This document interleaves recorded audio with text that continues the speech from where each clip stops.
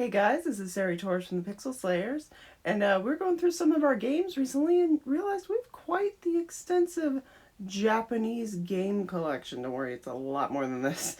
So I thought I'd just go through and show you some of them, so stay tuned.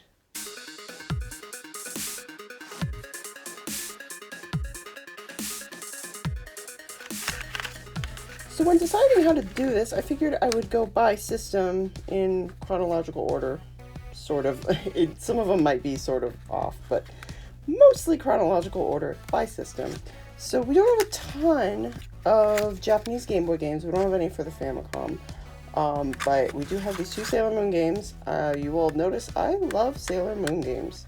I used to play the ROMs for them when I was a kid, and just kind of struggled to get through the menus without knowing Japanese. And these are a bit fun. They're a bit dialogue heavy, but they do have some sort of platforming stages, which is pretty cool. I was trying to find a translation for these, but nobody's translated these. They've translated some of the Famicom ones, the Super Famicom ones, but not these. And then we have these two Pocket Monsters, aka Pokemon. We have a copy of Green. This may be bootleg. I am honestly not sure. My wife got, because it doesn't have the thing right here. My wife got these somewhere. I'm not even really sure. And then a Pokemon Gold, which this may also be bootleg. So I just sort of came by these. I didn't buy these. I came by these, and yeah, they're cool to have. Moving on is the system I probably have the most Japanese games for, and that is the Super Famicom, which, I mean, obviously. Final Fantasy IV, Final Fantasy V, and Final Fantasy VI. And these are kind of cool because 6 was released in the US as 3, as most of you know. 4 was released as 2. 5 was not released at all in the US until it was re-released on Anthology on the PS1, which I also have. But love Final Fantasy. The Super Nintendo ones are great. I've never beaten 5, although I've gotten close. And 6 is one of my favorites. I've been meaning to replay these. We have a Retron 5, so I can do the translation on these. I'll just have to find a good translation. And you just gotta love Final Fantasy. Alright, and we've got a Japanese copy of Super Mario Kart. It's a little dirty. Let's clean that off. It has this little sticker on top that just says Mario Kart. But, yeah. It's the same thing as the American Super Mario Kart, but with Japanese. And I believe this was quite a bit cheaper at the time. I know Super Mario Kart's gone down in price, but this was quite a bit cheaper than the American counterpart when we bought it. So, and I mean, it's Mario Kart. You don't need to understand the words. So, you know, it's kind of cool to have. I'm trying to remember how to say this. Mickey no Tokyo Disneyland Daiboken, which I believe is Mickey's Adventure in Tokyo Disneyland. This was almost like a promotional tie-in for Tokyo Disneyland. This game's a lot of fun. It was never released in the US, even though they could have easily converted it and just made it regular, you know, like the first Disneyland that was built. Which I don't know why they didn't, because it's a pretty fun game. It goes through a lot of the rides, like you go through Pirates of the Caribbean, Thunder Mountain. It's a lot of fun. It's a bit easy, but it's also fun. It's also pretty cheap. I actually got a complete copy, which is cool. I can put this on my shelf. I have a video of me unboxing this, if you want to click the card.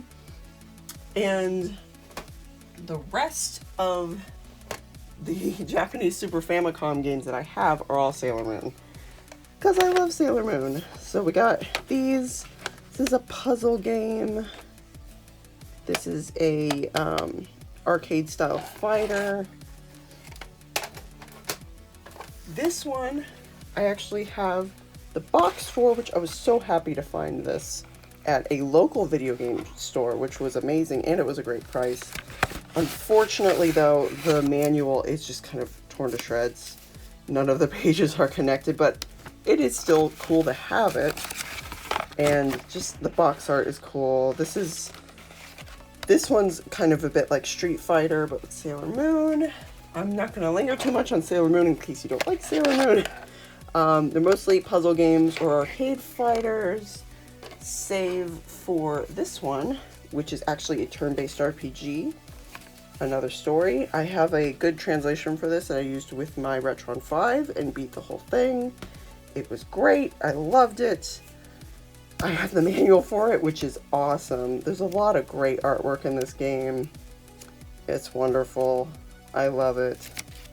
I will move on from Sailor Moon, so if you do not like Sailor Moon, you will be happy. Okay, next we've got a pretty substantial pile of Sega Saturn games that are in Japanese.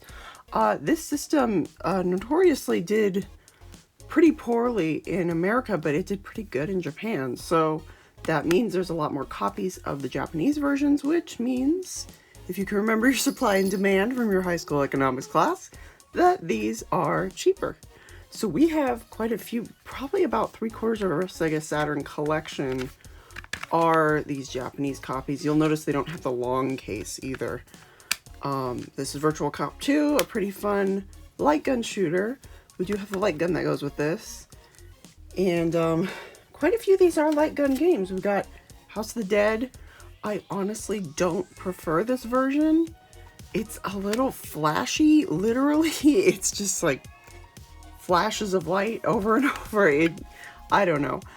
I love the arcade game. I love the Wii version that has 2 and 3, but I never really liked this one too much. But it's got cool artwork.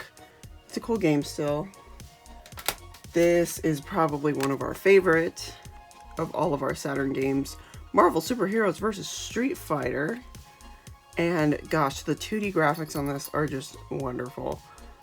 We did a Manual Mania on this once. And it's got a gorgeous manual too with a lot of good artwork. This is actually in our system right now, so that's why it's not in here. But pretty great game. If you have a Saturn, you should get this one.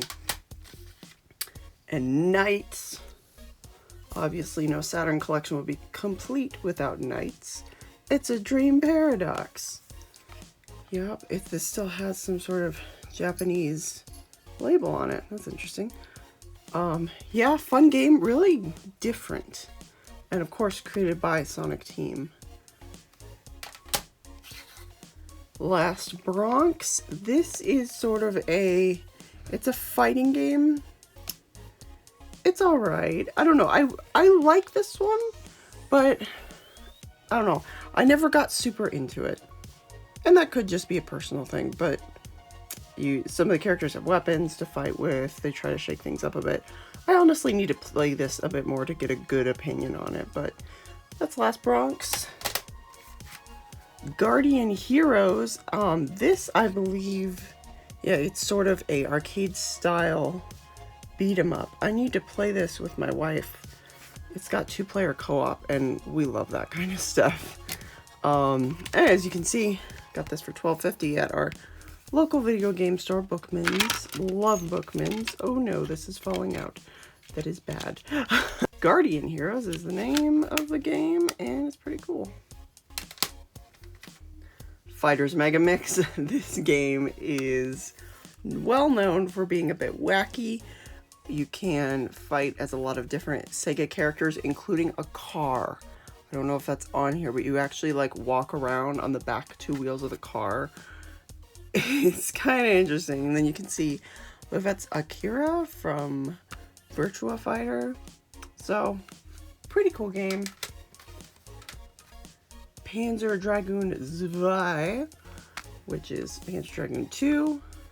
And this is where you're riding a dragon, you're shooting fireballs. I think they're like fireballs. I got pretty far in this. I never beat it though. I need to pick this back up and beat it. We've got the Xbox game as well. Yeah, Panzer Dragoon. This is one of those must-haves for the Saturn. You gotta have a Panzer Dragoon game for the Saturn.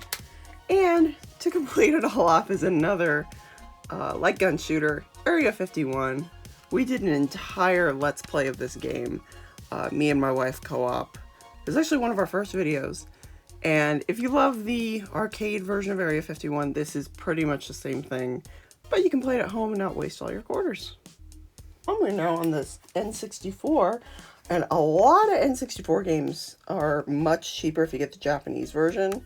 This is, it says Snowbo Kids, but it's Snowboard Kids.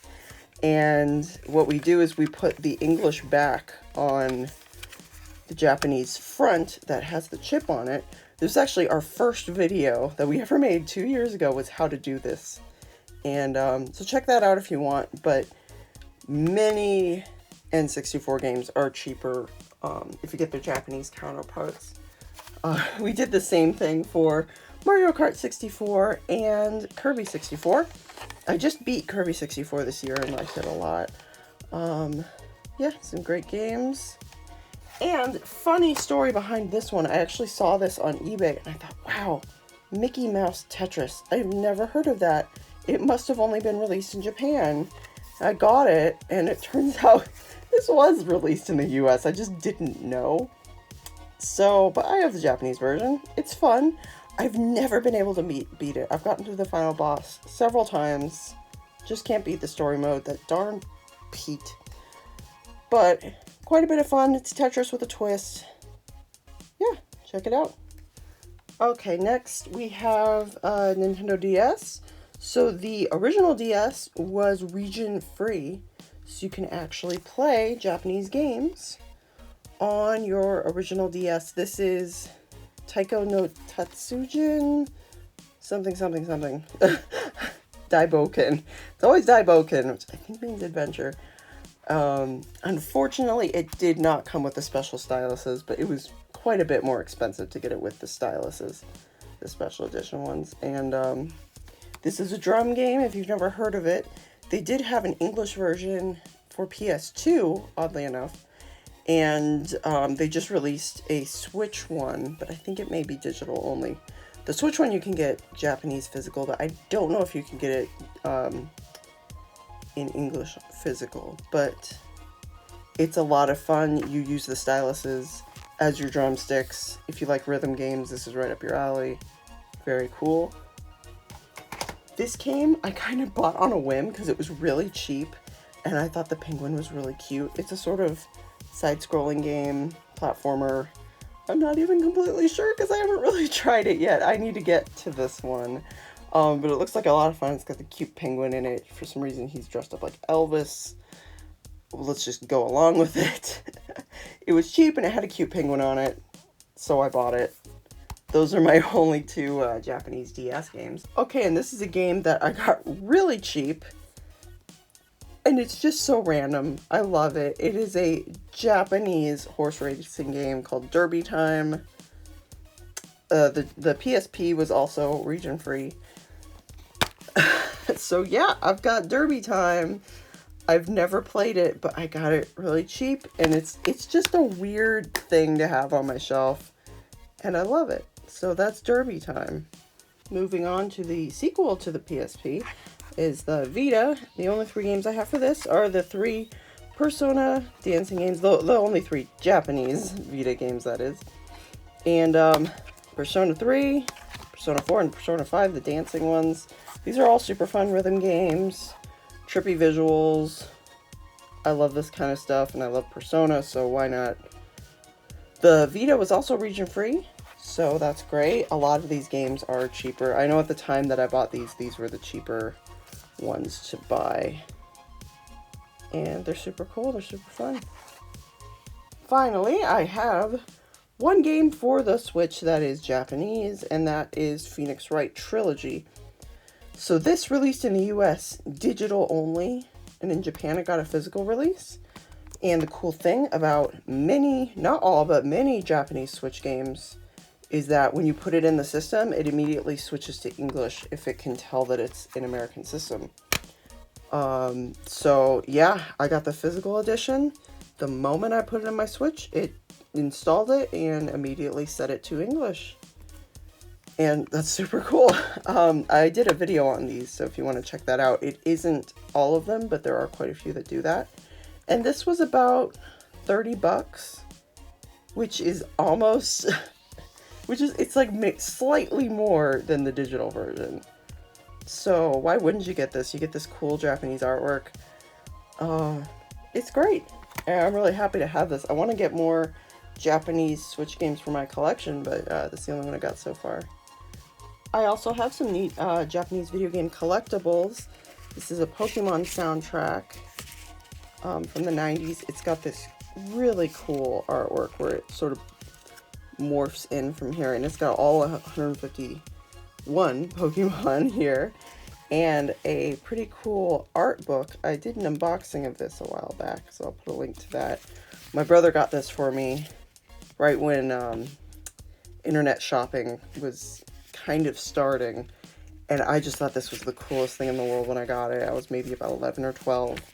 Just, oh, I've got the Japanese Pokemon soundtrack. It's just super cool. And then another thing, which my brother also bought me when I was a kid, Final Fantasy X soundtrack. This is the Japanese soundtrack. I don't even think they released an American soundtrack, but it's got 4 discs. They all have the artwork. It's super pretty. It's got this booklet, a whole bunch of stuff I can't read. It's got some of the creators of Final Fantasy, including Nobuo Uematsu, who does the music. It's super cool. I'm happy to have this. Alright, so that was our complete Japanese video game collection as of December 2019. Hope you enjoyed this video, and if you did, maybe hit that like button, maybe hit the subscribe button. We do lots of these types of videos. We do gameplay videos, manual manias, where we look through old manuals, stuff like that, repair videos. We do all kinds of stuff here, so check us out. Thank you so much for watching. Bye.